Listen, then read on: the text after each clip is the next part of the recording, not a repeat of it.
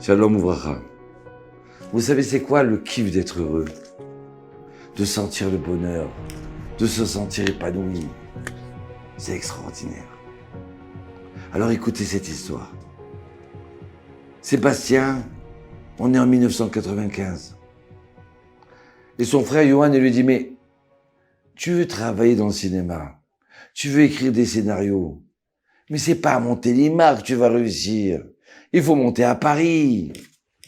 À Paris, mais où je vais aller? J'ai 17 ans, où je vais dormir? Ah, c'est ça ton problème?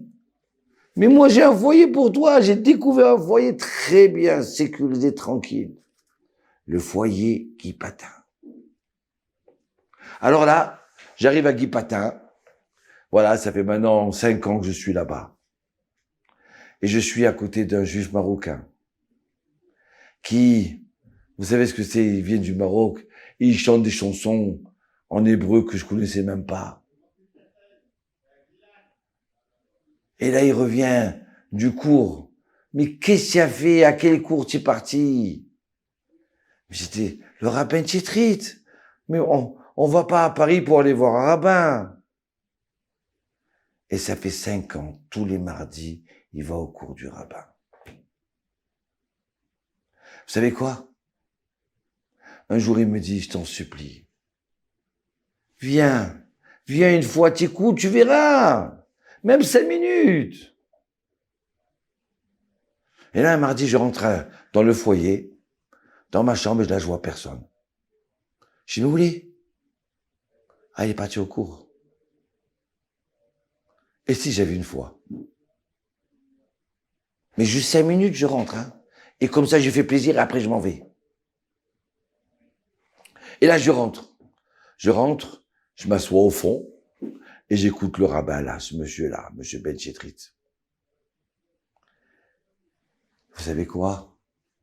Ces premières paroles, elles m'ont frappé dans les oreilles. Ouais, il a répondu à une question que ça fait des années que je me pose. Mais d'où il connaît? Qu'est-ce que c'est, un scientifique? C'est quoi, un rabbin? Mais en plus, ouais, je vois dans la salle 200 personnes, 200 jeunes. Ils sont pas au restaurant, ils sont pas en boîte. Mais qu'est-ce qu'ils font ici? Mais c'est extraordinaire. Mais alors, ouais, vous savez quoi? Je me dis, mais ça fait déjà un quart d'heure, une demi-heure qui est passée, et je bois ses paroles. On dirait qu'il me drogue. Mais c'est vrai ce qu'il dit. Il a raison. Et là, au bout d'une heure, je me dis, mais... Et puis je vois quelqu'un qui est en train de filmer. Je dis, ah ouais, voilà, tu vois, ça, c'est une chose que je kifferais. Venir tous les mardis et le filmer. Bon, mais bon, c'est pas pour moi. Qui suis-je? À la fin du cours, tout le monde se rapproche du Rav Ben Chetrit. J'ai une question. J'ai moi aussi j'y vais. Ah, moi j'y vais. Et là, je me lève et je me bouscule avec un type. Et elle me dit, excuse-moi, j'ai pas fait exprès. Ah, mais toi, tu es nouveau. Comment tu t'appelles? Ben moi, Sébastien, oui, je suis nouveau, c'est la première fois. Qu'est-ce que tu fais dans la vie? Ben moi, je travaille dans le cinéma, je fais des scénarios. Mais alors, tu as filmé? Je sais filmer? Oui, ça m'arrive, oui. Alors écoute-moi bien. C'est pas pour rien qu'on s'est bousculé. Je peux plus venir. J'ai changé de ville. Il faut que tu me remplaces. Et là, je dis, mais attends, j'ai pas compris, là. Je viens de découvrir un rabbin. J'ai senti les paroles qu'il m'a parlé. Je rêve de filmer. Et toi, mon Dieu, tu me dis de filmer tous les mardis maintenant. Mais, non, écoute-moi, je t'en supplie, il n'y a pas de mais. Vas-y, dis oui. Bon, d'accord. Et voilà. Ça fait des mois que je filme. Et je bois ces paroles de ce rabbin. Je danse tout seul. Et là, on est en décembre 2001. Écoutez bien. Vendredi matin, il neige, il fait glacer. Et j'ai dit à Hachem, je veux une journée entièrement te donner à toi. Oui, je veux te la donner à toi, Hachem. Alors je vais aller à la prière. Alors je rentre dans cette synagogue qui est à côté de chez moi, alors que j'allais presque jamais. Je rentre et je fais ma prière. Alors, je fais juste le schéma. Et après, j'ai commencé les brachot de la Hamida. Au début, je faisais une bracha, deux brachas. Là, maintenant, j'ai décidé, je vais faire une entière. La Hamida entière. Mais c'est long. C'est pas grave. Et là, je termine ma prière. Je me tourne, ils sont tous partis. Mais je suis content. Je fais Ose Shalom Ibrumav. Oui, Ase Shalom Alenu. Vel Kol Amo Israël. La fin de la Mida, le rabbin Chitrit l'a expliqué. Celui qui fait le shalom dans le ciel, hein, c'est lui, Hachem. Si tu es entier avec Dieu, alors aussi tu auras le shalom avec ton prochain. Et le shalom en toi. Il y a des fois des gens, ils se disputent avec leur femme, avec leur mari, avec leurs voisins, avec leurs amis. Et ouais, tu as vu ce qu'il m'a fait? Mais peut-être que si tu es en dispute, c'est parce que tu n'es pas en paix avec Hachem. Tu n'es pas complet avec Hachem. Tu comprends? Bon, alors voilà, j'ai terminé cette mitzvah, maintenant je veux une autre mitzvah. Alors je vais aller au mikvé. Je rentre au mikvé. Et juste avant d'entrer dans le mikvé, mon papa il m'appelle. Allô papa? Ah, mon fils Sébastien, comment ça va? Papa, comme je suis heureux. Tu veux pas savoir. J'ai découvert une nouvelle voie. Aïe, aïe, aïe. Et là, mon père, il me dit, mon fils, je suis heureux pour toi. Je vois ton sourire dans le téléphone, je le vois. Je le ressens. Allez, ben, Sébastien, bonne chance. Papa, si je peux me permettre, c'est possible de m'appeler Shimshon au lieu de Sébastien? Mais bien sûr, Shimshon. De toute façon, tu as été toujours un héros.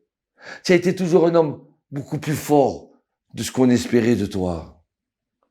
Vas-y, Shimshon, bonne chance, Shimshon. Et là, je suis content. Je rentre dans le mikvé et je ressors. Je fais comme un plongeon à l'envers. Je remonte en l'air. Je me sens le prophète Shimshon. Je suis tout neuf, tout propre. Ah, j'ai pas de cheveux longs, non. Mais je suis proche de Dieu comme Shimshon. Et là, j'ai une autre mitzvah. Et chaque fois que j'allais d'un endroit à l'autre, j'avais mon Teilim. Dans le métro, en train de faire Teilim. Et là, mais quelle mitzvah je vais faire? Le rabbin Chitrit, il a dit Bikur Cholim. C'est bien de faire le shalom avec Dieu, hein, d'être proche de Dieu, mais aussi s'occuper de son prochain. Alors, je vais aller voir un malade. Je vais aller voir un malade. Ouais. Et qui je vais voir? Quel hôpital? Ouais. Mais je vais voir Mémé. Mémé, elle est dans la maison de retraite. Et là, je cours. Encore avec mes télim. Et je rentre dans la maison de retraite. Et là, je vois ma grand-mère de loin. Sébastien, c'est toi! Et je la vois danser. Elle est toute contente. On dirait qu'elle a vu en moi que j'ai fait le mikvé, que j'ai lu Télim, que j'ai fait la prière, Et puis quoi, vous savez, j'ai oublié de vous dire une chose. Avant d'arriver chez ma grand-mère, j'ai dit, je voudrais faire encore une autre mitzvah. Acheter des tzitzit. Mais qui je suis, moi? Je suis pas rabbin, je suis rien. Oui, mais c'est l'habit de Dieu. Et moi, je veux avoir son habit. Alors, je rentre dans le magasin, et le type, il me dit, ah, vous voulez un grand talit? Non, non, des tzitzit. Et là, je ressors tout content. Attendez, monsieur, vous avez mis le tzitzit sur vous, mais vous n'avez pas enlevé l'étiquette. Vous êtes tellement content. Vous avez oublié l'étiquette. Oui, oui. J'enlève cette étiquette parce que maintenant, sur moi, j'ai l'étiquette du juif, de Israël.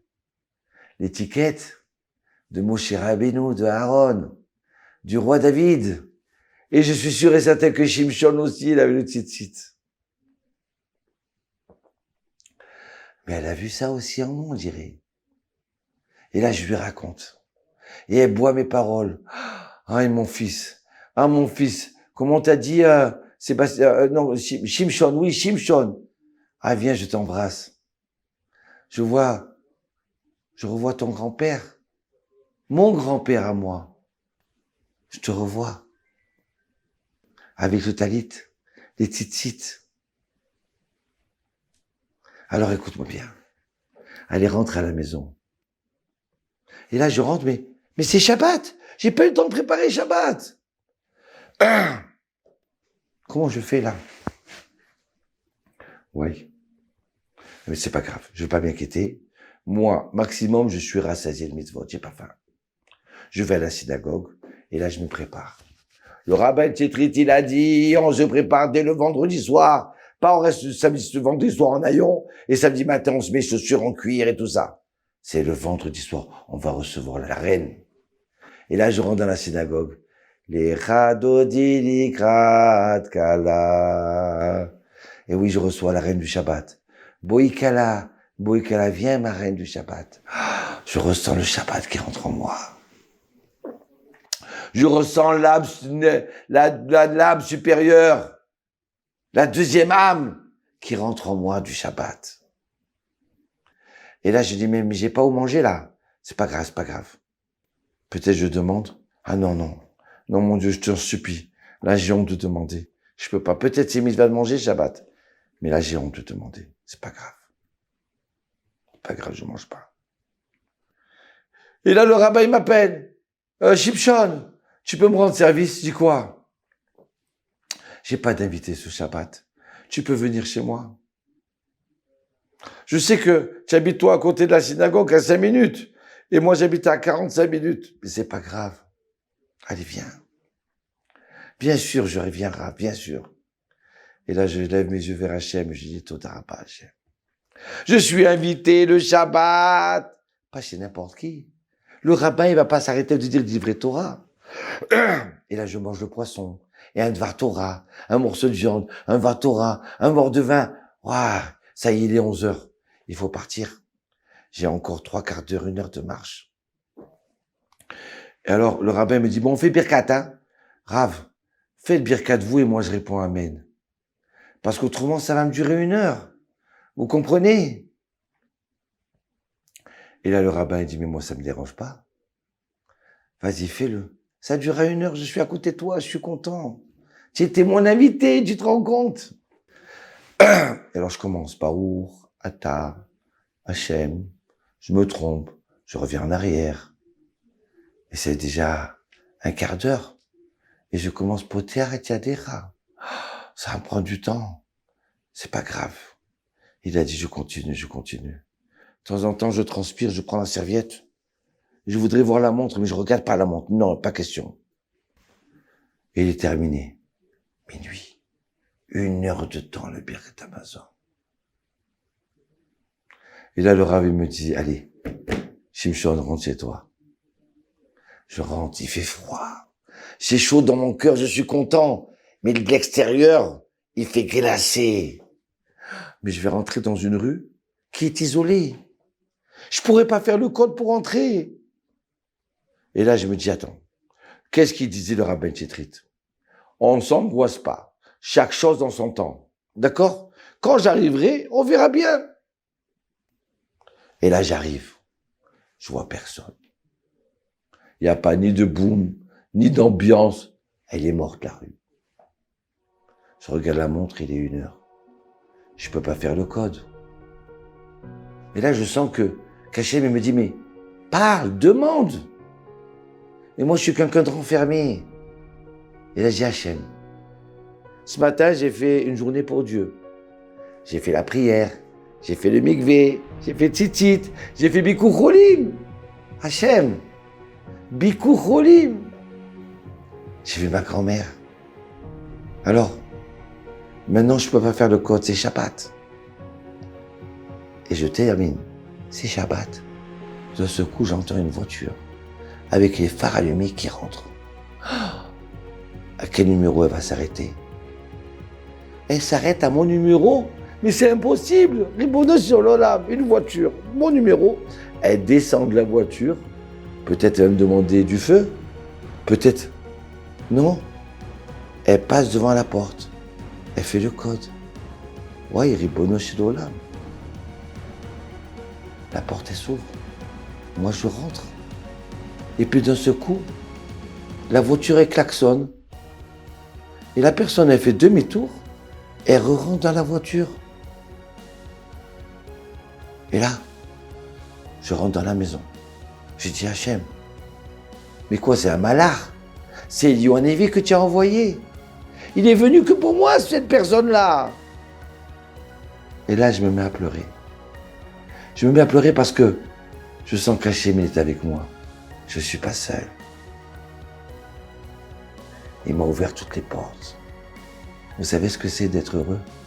Quel kiff! Et là, je pleure et je dis merci mon Dieu. Et je commence à danser. Toda Rabba, Toda Rabba.